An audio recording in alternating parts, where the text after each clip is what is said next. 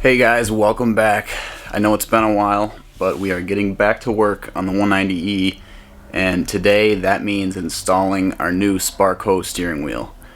Now for those of you who have been following the body kit install, don't worry, stay tuned, I have some news on that, but I'm going to put that at the end of the video.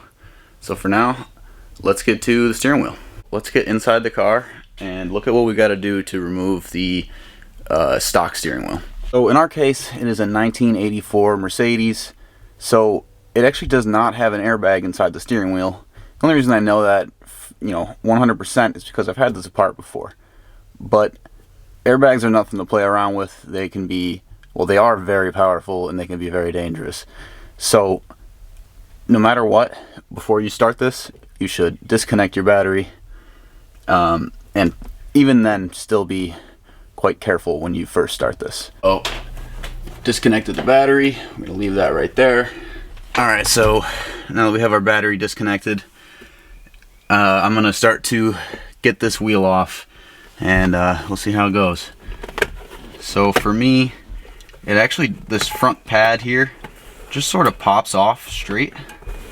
It does take a little bit of working with to actually get it off, but and it is fairly straightforward. So there you have it. You have just this padded piece, and it very simply just kind of fits over the edges of some of this metal. So now you can actually see the horn mechanism in here. So in our case, we have these 4 Phillips head screws. Well, it should be 4. We're actually missing one. So I'm gonna remove those right now. Okay, so we have these screws removed, shoulder bolts. Now you'll notice they have these small little red sort of like bushings inside there. Now you'll want to be very careful once you get the last screw removed. As you pull this out, be sort of gentle with it, because what those red bushings actually are these tiny springs, and they'd be quite easy to go flying and get lost, so keep track of those. There's another one. The other thing, we have some wires that are connected in there for the actual horn. So in order to actually remove this, we need to just pull that little connector off. So we pull that small connector off right there, and now we have this whole metal piece removed. So we'll set that aside for the moment. Alright, so once that metal plate is removed, you're greeted with the back plate. You'll notice up here in all these corners, at least in our case, we have these things that look like tiny nuts. These are, I believe, the contact points for the horn. So you could trace that wire, and it actually wraps around all of these. So basically, I think how it works is that if this plate, if you push the horn and it contacts any one of these 4, that will complete the circuit and signal the horn. So what we really need to worry about is this center nut right here. This is what actually holds the steering wheel onto the steering shaft. There's a spline inside there. These can be torqued down quite hard. So, and this one's probably been on there for about 37 years. So it might be very hard to get off. I decided that before I actually go for that hex nut, what I'm actually going to do is remove these 5 little Phillips head screws, which lets this smaller plate come loose, as well as this larger kind of assembly for the horn. Then you should be able to remove both of these. That one wire will slide through, and then you will be left with the bare sort of structure of the wheel itself. Now is the hard part, trying to crack that one loose. Alright, so you can see this block of wood I found is about the right length. I just have it wedged under the steering wheel to give it some extra support while I try to crank this loose. So let's see if we can get it with just this. Here goes nothing.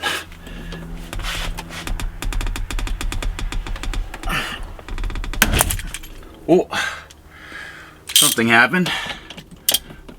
All right, we got it loose. Alright, whew, that was made me nervous, not gonna lie.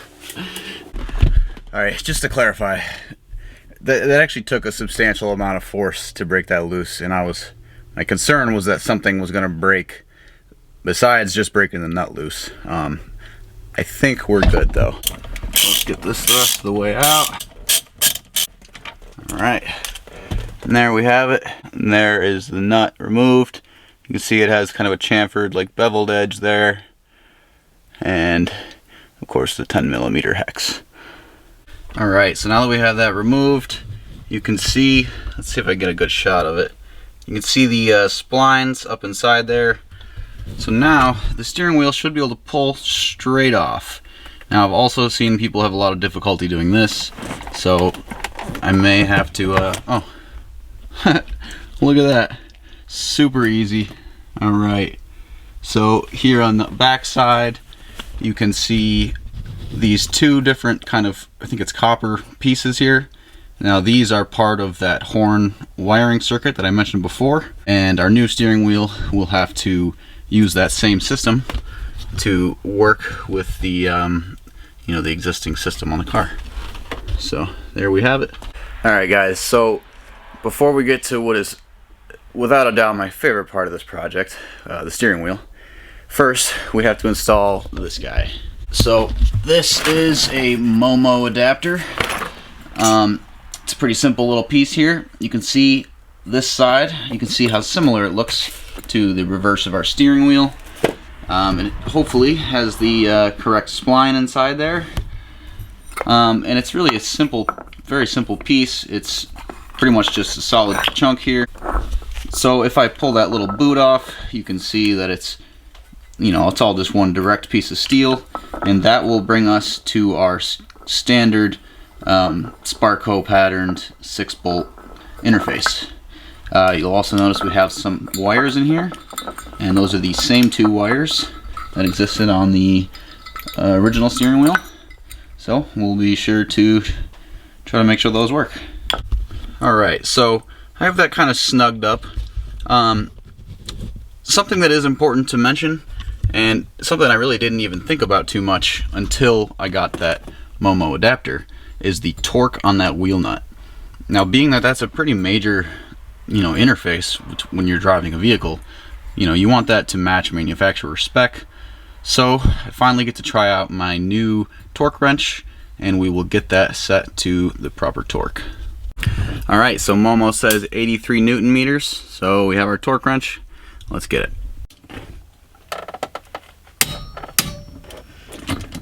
Here we go. I heard the click. So that should be all set. Alright, now the fun part. Cue some dramatic music.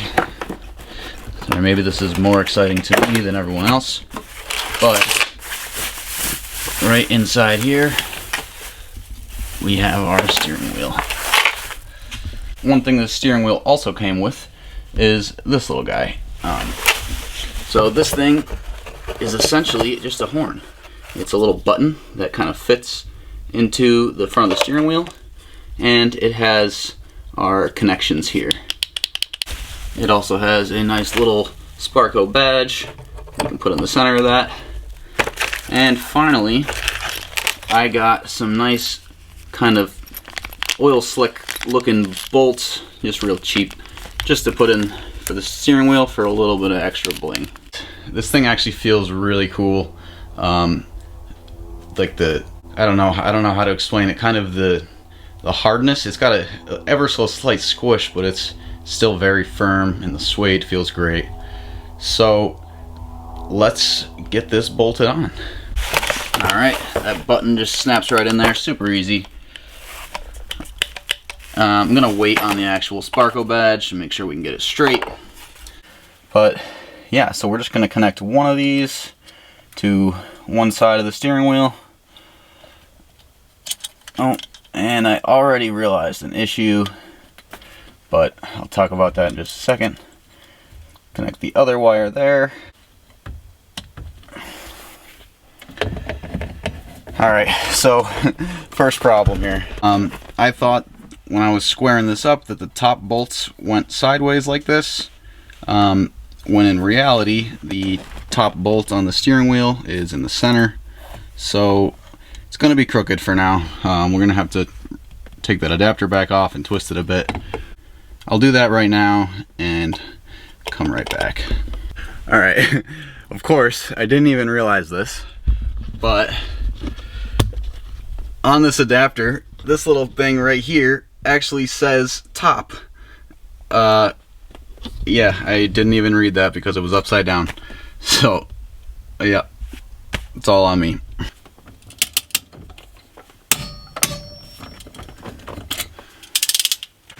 Alright, here we go. It should be straight, I believe.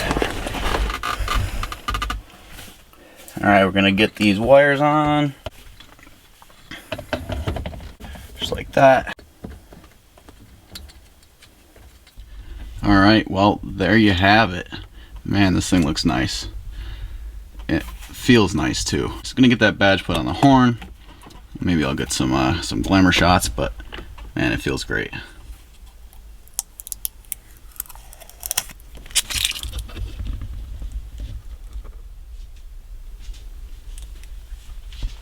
Alright, so that's gonna wrap it up for the steering wheel install. That was actually really easy and went pretty smooth, so that's good. Now, on to the body kit and how that install is going. Hopefully you guys have been following the last couple of videos, but basically where we left off, the rear spoiler had split and I was trying to figure out what I was going to do there. So I've been doing a lot of thinking about it, and basically what I've decided is that I think I'm not going to end up using the Duraflex body kit. Now, I'll show you a couple of reasons why in just a second. But for anyone out there, and I know a lot of you guys mentioned you were looking at the Duraflex kit, I gotta say I can't really recommend it. Well, the price is definitely enticing, but the quality is just really not there. I mean, you definitely get what you pay for. It could work, but you're gonna have to put so much effort in that, and you know, buying maybe other materials and tools, that I really think it's gonna be worth it just to buy a more expensive kit. And that's actually what I'm planning on doing. I've been talking with Hedgehog Motorsport. They're based overseas in Europe. I'm not sure exactly where, but looking at getting a proper Evo2 kit from them, and the quality should be much better. So in the meantime, what I'm going to do is remove the pieces that I've already installed on the car and kind of seal up some of the holes I made. But I want to get the car on the road for the summer because it's starting to get nice out. So I'm going to be focusing on a lot of the stuff under the hood, some of the driveline stuff, and I just ordered a whole bunch of stuff online. It's all starting to show up right now, and so I got a lot of cool videos that could be made. I got like motor mounts, a whole bunch of fuel system stuff, you know, a lot of like sensors and switches and all sorts of little things. I'm hoping that'll make the car run a lot better, and yeah, focusing on kind of drivability. And in the meantime, I'll keep working on getting that body kit kind of behind the scenes. But yeah, so before I sign off here, I'm going to run back through a couple of the Duraflex things and just show you the things that were really the nail in the coffin for me deciding to sort of abandon the Duraflex kit. Alright, so again, we showed it in the last video quite a bit, but the rear spoiler had a pretty unfortunate incident where the bottom piece where it mounts snapped right off the spoiler. I did look into some ways of kind of mending that, but nothing is really going to be that great, and even then I still have to do so much finishing work. But the really big one, the kicker that's going to make this job super hard, is the over fenders, or the fender flares, whatever you want to call them. So they sit right about there. Now we have one, that particular one right here. Right, so I kind of got this thing propped up here. I'm hoping I can show this kind of with one hand and hold the camera. Alright, so this is the fender in question, right? So I have the bottom sitting in, oh, sorry, move the beer. At the bottom sitting in the side skirt as it should, more or less. Now, I mean, it could be pulled up a little bit more, But where the real problem occurs is as you move forward. Now, up here by the turn signal, that's probably like a 4-inch gap. Now, even if you close the gap, let's see if I can push that, and we can flex this thing a bit. Then the problem though is right down here, where the bottom of this thing is basically rotated too far this way. So it's like as if the whole fender has been twisted and, you know, sort of warped. Now, I definitely considered trying to work with the warp, try to flex it, but as we saw with the spoiler, flexing these pieces is not really a great idea and doesn't really work. I think this piece would be even worse because it's very thick and very rigid, and I'm quite sure it would just snap if I tried to flex it. So what I tried to do a little bit is I tried to remove some material on the underside of it. So I removed quite a bit here and even cut some slots, and my hope was that would kind of reduce the rigidity of the piece and allow me to flex it into place, you know, how it needs to sit. But I don't see that working after what happened with the spoiler. So again, I'm kind of going to abandon Duraflex. I'm going to talk with the company. I don't have high hopes that there's anything they can do as far as a refund or sending new pieces. You know, I knew what I was getting with this. So I may end up just keeping these pieces. Maybe some of it will end up getting used, or have them as kind of spares or whatever. But yeah. But anyways, for those of you who are really excited about the body kit, don't worry, I'm staying on top of that. I got lots of exciting new parts and stuff. This is just one of very many. It's the idle air control valve. So we got lots of work to do under the hood of this thing. And got a couple ideas how we might get, you know, maybe about 50 more horsepower or so. Yeah, so stay tuned, and then we should have it out on the road, and we can start doing some pretty interesting stuff. So thanks for watching as always. Be sure to subscribe if you want to see what's coming up next. So yeah, drop a like if this video was helpful for you, and if you got any questions or anything, just drop it in the comments below. And see you next time.